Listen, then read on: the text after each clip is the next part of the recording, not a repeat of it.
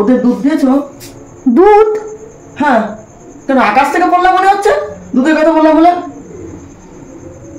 দুধ দাওনি? এই তোদের দুধ দেয়নি? না, হরলিক্স দিয়েছে। কেন?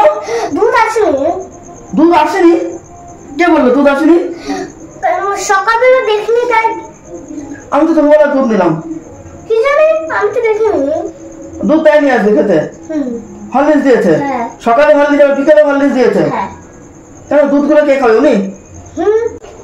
কোথায় দুধ? দুধ তো তুমি এখানে রাখো, এখানে কোনো দুধই নেই। দেখো এখানে দুধ আছে? আমি তো তাই জানিও না দুধ এসেছে বলে।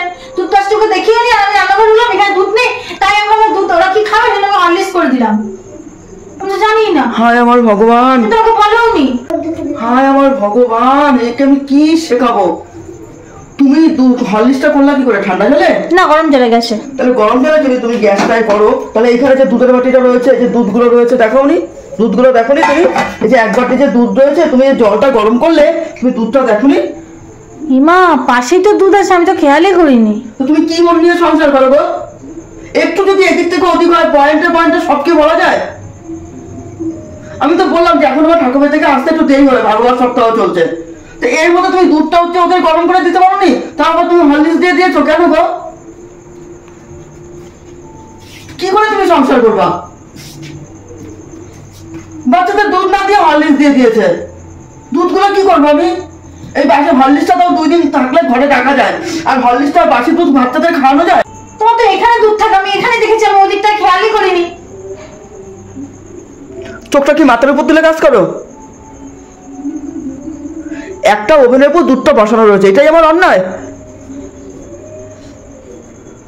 লোকে তো দেখে, তুমি তো দুধের বাটিটা চেনো যে আমাদের এটা দুধের বাটি। ভুল হয়ে গেছে, তার জন্য সংসারের তুলনা করবে? সেটা করবে না, তাই তো তিলে তিলে তিলে তিলে তোমাকে বোঝাতে হচ্ছে।